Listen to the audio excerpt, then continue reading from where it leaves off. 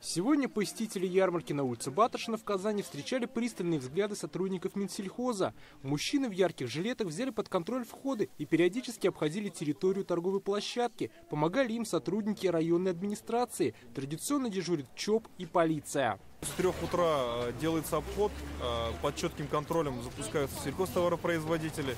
И также наблюдаем, чтобы не было подозрительных лиц, подозрительных пакетов.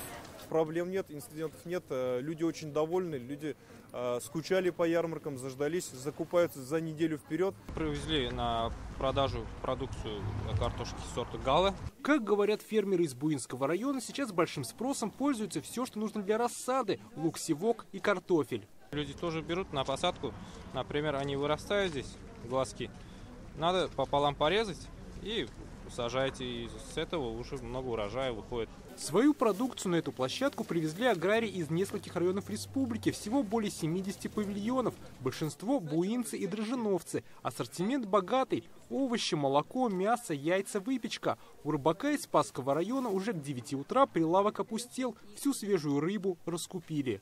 За день до ярмарки мы поймаем рыбу, потом привозим, вот продаем. Карась, сазан был, лещ немножко, ну и пару там щук. Все свежее у нас, народ нравится, все, приходят, берут. Цены на ярмарке рекомендованы Минсельхозом и ниже рыночных. Так картошка с осени подорожала на 2 рубля и здесь стоит 20 рублей за килограмм. Молоко 50 рублей за литр. Заметнее всего расценки на яйца. Десяток продают за 115 рублей. В некоторых магазинах просят 150. Посетители ярмарки довольны.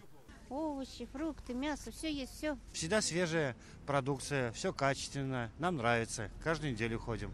И низкие цены. Огурцы взяли, мясо взяли. Устраивает нас нормально. По итогам первых ярмарок реализовали продукции почти на 70 миллионов рублей. Продано более 100 тонн овощей, почти 90 тонн мяса, 250 тысяч яиц. В крупных городах республики ярмарки будут работать утром по субботам до 28 апреля. Дмитрий Аринин, Рамзиль Гарипов, ТНВ, Казань.